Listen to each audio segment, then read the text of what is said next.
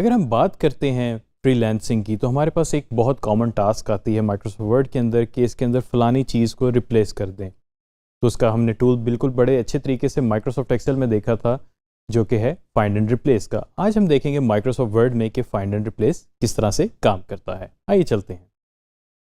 Well trainees, let's start Microsoft word. और जो हम अभी प्रोजेक्ट मैनेजमेंट का एक टेम्पलेट देख रहे थे, उसी टेम्पलेट को हम दोबारा से यूज़ करेंगे अपनी इस एक्सरसाइज के लिए। तो माइक्रोसॉफ्ट एक्सेल में भी कंट्रोल F की हमारे पास ऑप्शन है, क्योंकि हम फाइंड एंड रिप्लेस देख रहे हैं। उसको कैसे हमने इस डॉक्यूमेंट में यूज़ करना है, आइए देखते हैं।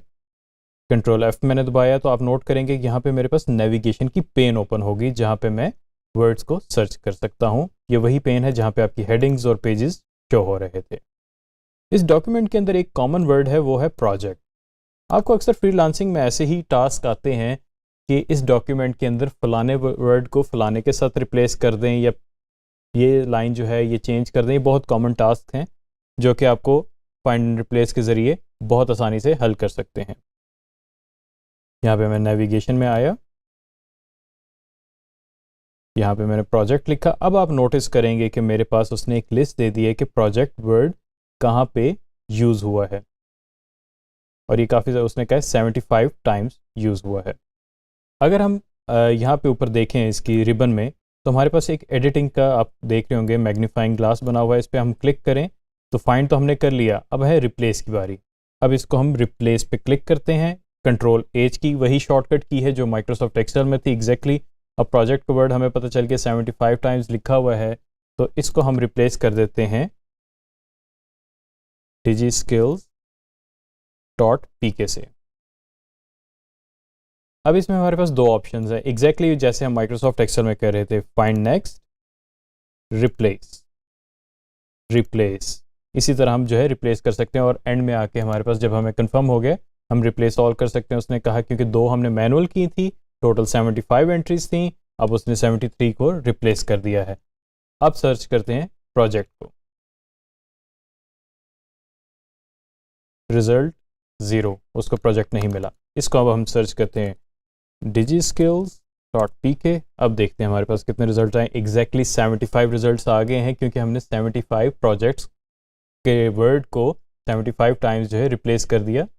जब आप इतने बड़े लेवल पे रिप्लेस कर रहे हो वर्ड्स को, तो मेक श्योर करें कि आप थॉरोली चेक कर लें कि क्या वो वर्ड रिप्लेस होना था कि नहीं। बाज़ औक़ात रिप्लेस ऑल में आपके ऐसे भी वर्ड्स रिप्लेस हो जाते हैं जो कि नहीं होने चाहते, क्योंकि अब जैसे प्रोजेक्ट की बात कर रहे हैं, ये एक ऐसा वर्ड है जो कि हर जगह रिप्लेस नहीं होना था इस डॉक्यूमेंट में, और ये मेरे लिए बहुत ज़्यादा प्रॉब्लम क्रिएट कर सकता है। तो मेक श्योर करें कि फाइंड नेक्स्ट और अप्रोप्रिएटली उस जुमले को पढ़ें कि वहाँ पे रिप्लेस होना चाहिए कि नहीं होना चाहिए, और ज़रूरत के मुताबिक रिप्लेस कर दें। ये तो हमने देख लिया माइक्रोसॉफ्ट वर्ड के अंदर फाइंड एंड रिप्लेस कैसे काम करता है। अब हम देखते हैं एक्सेल के अंदर हमारी जो कंडीशनल फॉर्मेटिंग थी उसको भी थोड़ा सा रिवाइज कर लेते हैं, क्योंकि ये भी बहुत ज़्यादा पूछा जाता है।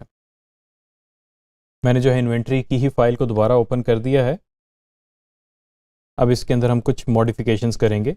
यहाँ से मैंने फर्स्ट 2 कॉलम्स को कॉपी किया, एक नई शीट मैंने ओपन कर दी, और इधर मैंने पेस्ट कर दिया इसको विद फॉर्मेटिंग, क्योंकि मुझे फॉर्मेटिंग चाहिए। For the sake of this exercise मैं कुछ यहाँ पे मॉडिफिकेशन कर रहा हूँ डाटा के अंदर, समझाने के लिए है सिर्फ। आप नोटिस करेंगे कि मैंने जो है प्रोडक्ट का जो आईडी था वो चेंज नहीं किया, उसको सीक्वेंस ही फॉलो की है, उसको रिपीट नहीं किया। लेकिन यहाँ पे जो मैंने प्रोडक्ट के नाम थे, जो प्रोडक्ट नेम्स हैं, उनको मैंने रिपीट कर दिया। अब मैं चेक करना चाहता हूँ कि जो रिपीटेड प्रोडक्ट्स हैं वो हाईलाइट हो जाएं, लेकिन इसमें से मैंने जो है एक गेमिंग वाला जो है वो मैंने डिलीट कर दिया है ताकि वो रिपीट ना हो। इस डाटा को मैंने थोड़ा सा मॉडिफाई कर लिया हमारी ज़रूरत के मुताबिक। अब हम चेक करते हैं कि इसमें रिपीटेड कितने हैं। सबसे पहले हमने डाटा को सिलेक्ट किया, उसके बाद हम गए कंडीशनल फॉर्मेटिंग पे, हाईलाइट किया, हाईलाइट डुप्लीकेट वैल्यूज़। वो मुझसे पूछ रहा है कि किस तरह की मैंने उसको हाईलाइटिंग देनी है, रेड देनी है, येलो, ग्रीन, या किस तरह भी, जो भी मैं चाहता हूँ मैं उस तरह की हाईलाइट कर सकता हूँ। ओके मैंने कर दिया। अब वो मुझे बता रहा है कि ये वर्ड जो हैं रिपीट हो रहे हैं,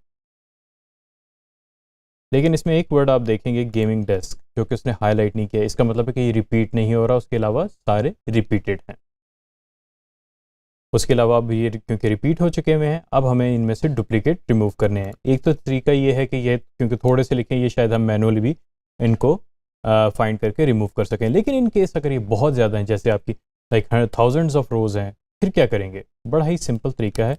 आप अपने उस कॉलम को सिलेक्ट करेंगे, व्यू डाटा में आएंगे और उसके बाद आपके पास ऑप्शन है रिमूव डुप्लीकेट्स की। इस पर क्लिक करें, एक्सपैंड दिस सेक्शन या कंटिन्यू विद दिस सिलेक्शन। फिलहाल हम कंटिन्यू विद दिस सिलेक्शन करते हैं। प्रैक्टिस करते रहेंगे तो आपको आइडिया हो जाएगा कि कौन सी चीज़ आपको कब चाहिए।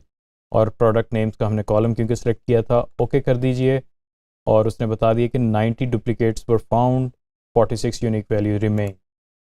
तो अब आप नोटिस करेंगे कि हमारे पास ओरिजिनल डाटा आ गया जिसमें कोई रिपीटिशन नहीं है। वेल ट्रेनिंग्स, आज हमने 2 कॉन्सेप्ट रिवाइज किए हैं जिसमें सर्च एंड रिप्लेस का है, जो कि आज माइक्रोसॉफ्ट वर्ड में देखा। लास्ट टाइम हमने एक्सेल में बहुत डिटेल में देखा था, आज हमने वर्ड में देखा है क्योंकि बहुत कॉमन टास्क आती हैं हमारे पास जो कि हम आसानी से कर सकते हैं, तो क्यों ना करें।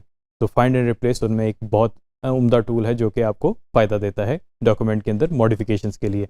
उसके अलावा हमने देखा कि हम कंडीशनल फॉर्मेटिंग को किस तरह यूज़ कर सकते हैं। आपने नोट किया होगा कंडीशनल फॉर्मेटिंग के अंदर बहुत सारी और भी चीज़ें हैं, इनको एक्सप्लोर करें। अगर कोई क्वेश्चन आता है मुझसे ज़रूर पूछें, उम्मीद है कि आपको फ़ायदा ही होगा। Thank you very much.